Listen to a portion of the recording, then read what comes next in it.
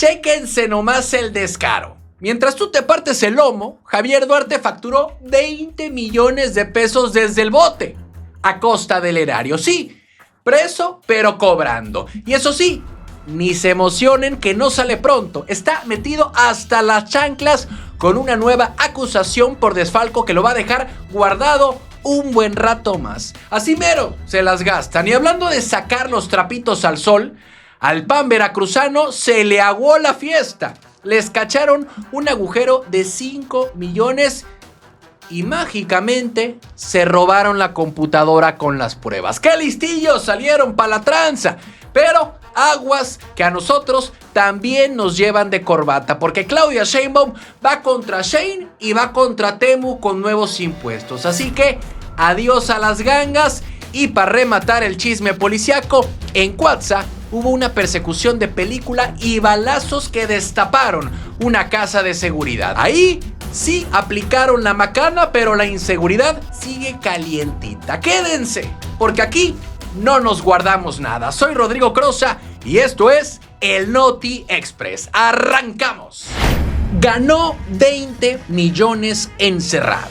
Sí, imagínense estar en la cárcel pagando una condena por lavado de dinero y que al mismo tiempo el gobierno le siga depositando millones de pesos a sus empresas mediante contratos oficiales. Suena a un chiste de mal gusto, pero es exactamente lo que le pasó al exgobernador de Veracruz, Javier Duarte.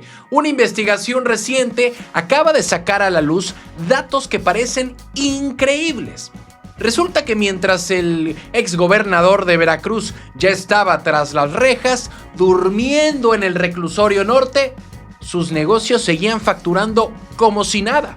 Estamos hablando de contratos públicos que suman cerca de 20 millones de pesos. Dinero que salió de las arcas de los gobiernos de Veracruz y de Puebla para terminar en empresas ligadas a él. Pero para entender cómo funciona esto, hay que explicarlo con peras y manzanas.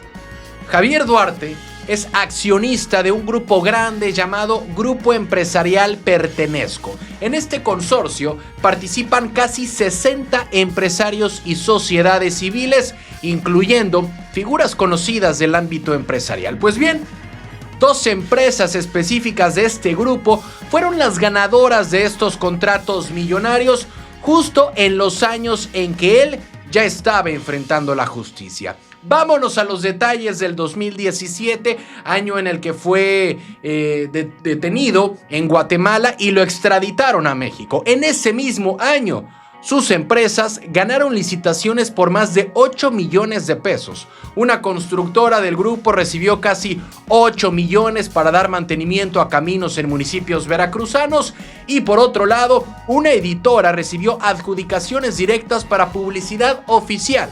Y esto ocurrió aunque el consorcio tenía deudas fiscales en el estado. Pero la historia no terminó ahí. En el 2018, ya con Javier Duarte cumpliendo su sentencia de 9 años, la facturación continuó y hasta aumentó. Sus empresas ganaron más de 11 millones de pesos en contratos nuevos, se les pagó por trabajos de rehabilitación en la carretera Veracruz-Coatzacoalcos y por la construcción de un sistema de drenaje. Pero lo irónico es que estos contratos fueron licitados por dependencias del propio gobierno. Además de las obras, el negocio de la publicidad también siguió activo. La empresa editora ligada a Javier Duarte recibió una adjudicación directa del gobierno de Puebla y contratos millonarios de publicidad del gobierno de Tehuacán. Es decir, el flujo de dinero público no se detuvo, a pesar de que el socio principal estaba sentenciado justamente por delitos financieros y asociación delictuosa. Y mientras sus empresas seguían cobrando, su situación legal se ha complicado. Apenas el pasado 21 de noviembre, una jueza federal le negó la solicitud de libertad anticipada. Su defensa quería que saliera antes de tiempo, pero la autoridad determinó que no es posible porque todavía tiene pendiente la impugnación de la Fiscalía por el caso de desaparición forzada. Así que Javier Duarte tendrá que quedarse en prisión obligatoriamente hasta abril del 2026. Sin embargo, este caso nos deja una reflexión muy dura sobre los candados del sistema.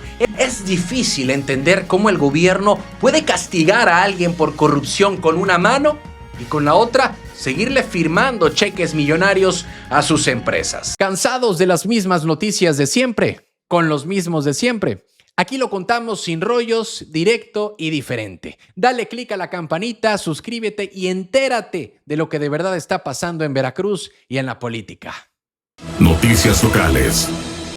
Más años de cárcel para Javier Duarte. Sí, muchos pensaban que ya faltaba poquito, que la fecha de salida estaba muy cerquita, pero la realidad acaba de dar un giro brutal para Javier Duarte. Cuando parecía que el exgobernador de Veracruz ya estaba contando los días para pedir su libertad anticipada, la Fiscalía General de la República soltó una carta que tenía guardada. Y no es una carta menor, es una acusación nueva que podría mantenerlo encerrado mucho más allá del 2026. Todo esto surge porque la Fiscalía presentó ante un juez federal una nueva acusación formal.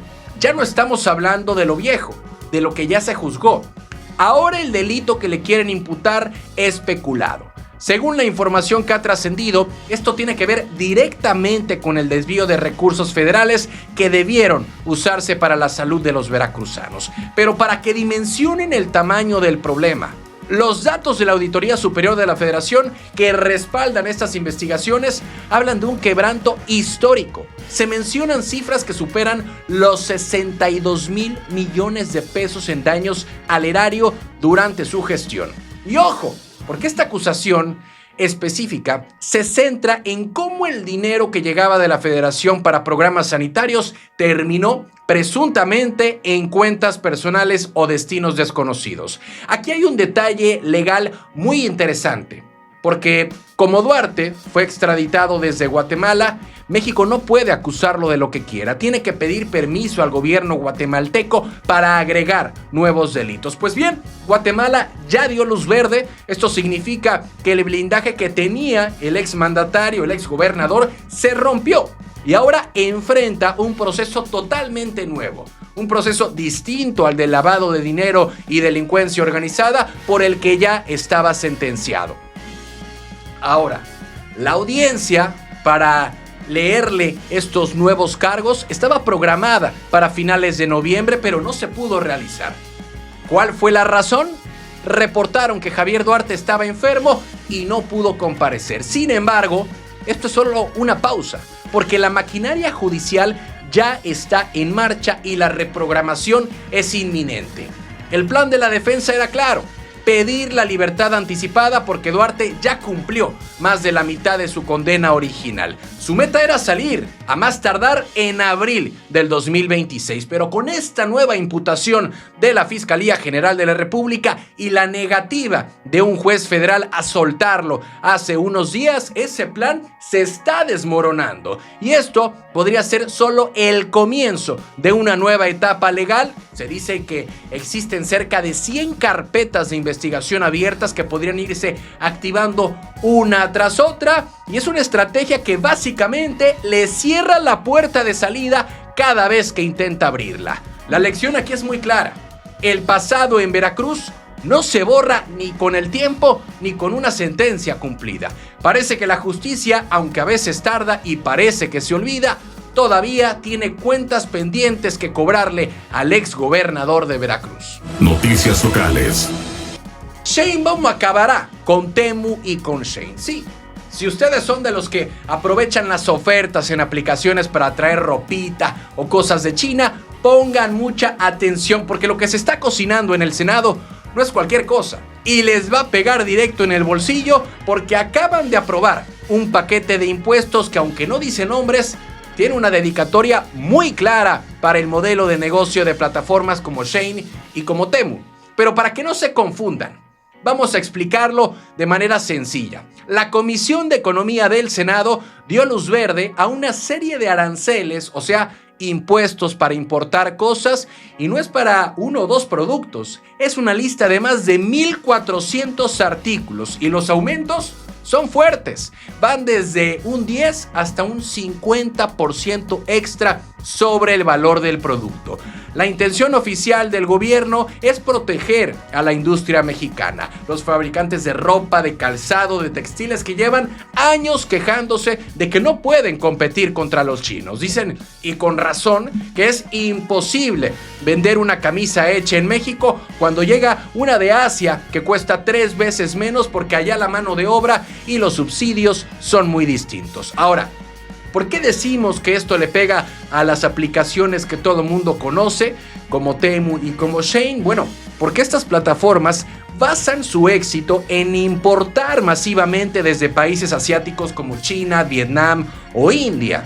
Si de repente traer esa mercancía cuesta un 30 o un 50% más, pues la magia de los precios regalados se empieza a acabar. El gobierno ha sido muy cuidadoso de no mencionar marcas específicas. El discurso es sobre soberanía económica y fortalecimiento del mercado interno, pero es una jugada que encaja perfectamente con la visión de la presidenta Claudia Sheinbaum de depender menos del extranjero y producir más aquí. Políticamente suena bien, pero en la práctica tiene consecuencias inmediatas para la gente, porque aquí es donde entra el golpe para todos nosotros. Las empresas difícilmente van a absorber ese costo extra, así que lo que suele pasar en estos casos es que el precio final sube.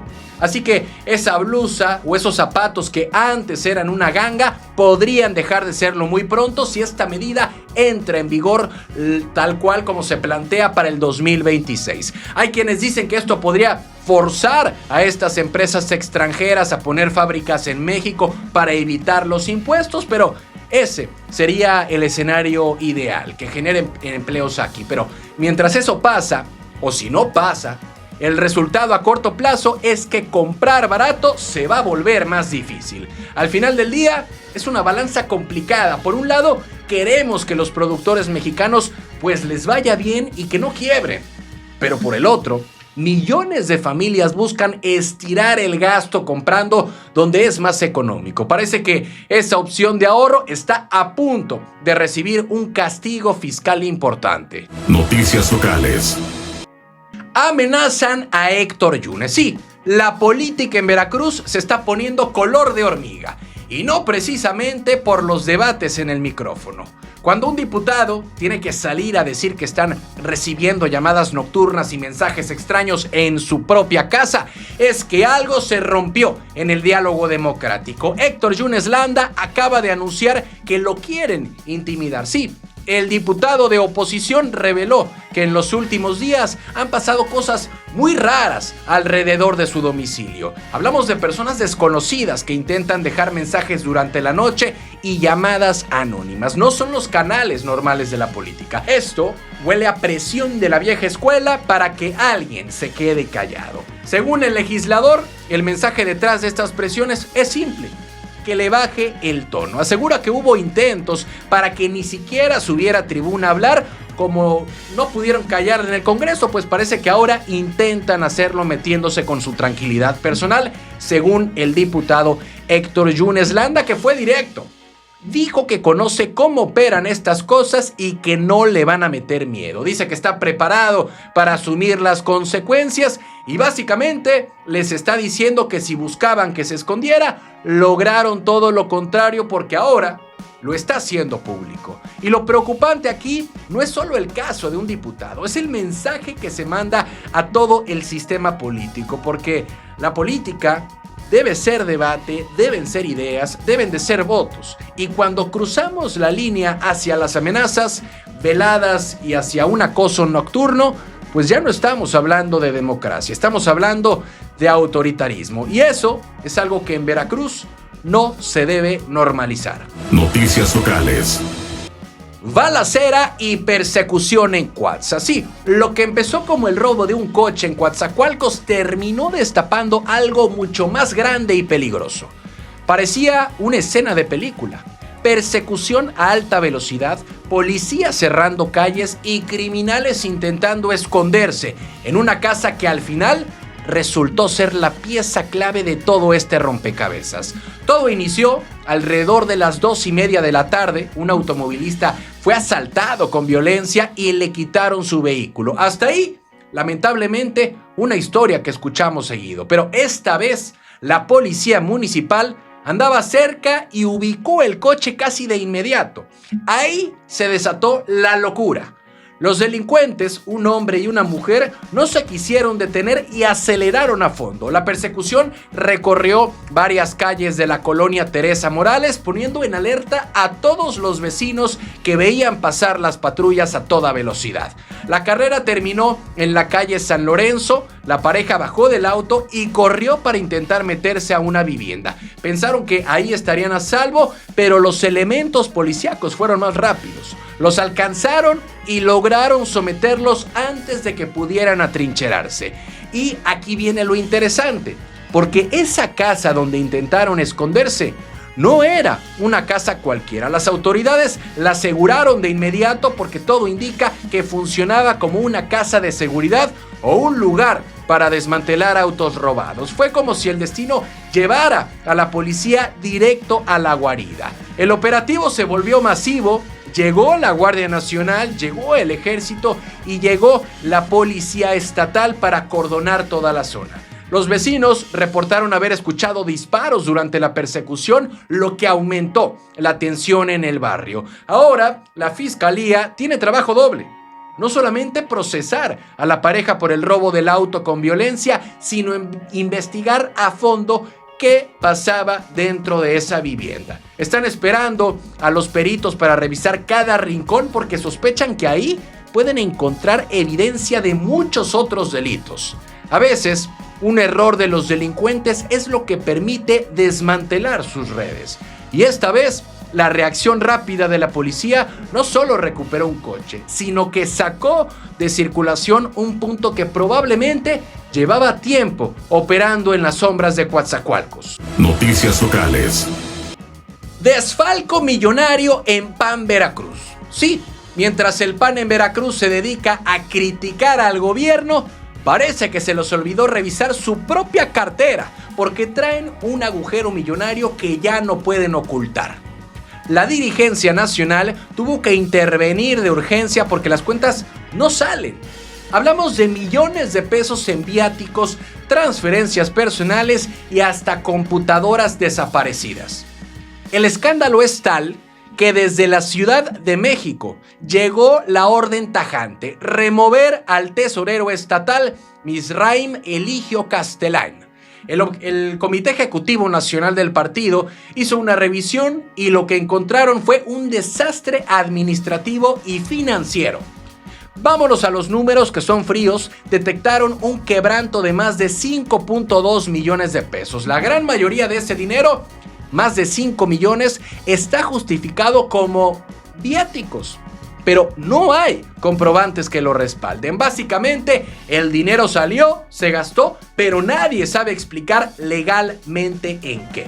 Y se pone peor, porque descubrieron que hubo transferencias directas desde las cuentas del partido hacia la cuenta personal del tesorero. Fueron casi 3 millones de pesos los que se movieron así.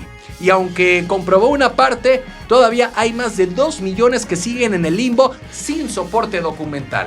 Y esto no es solamente un tema de dinero, es un desorden total. El reporte dice que faltan facturas, que hay registros hechos fuera de tiempo y, lo más sospechoso, reportaron el robo de una computadora.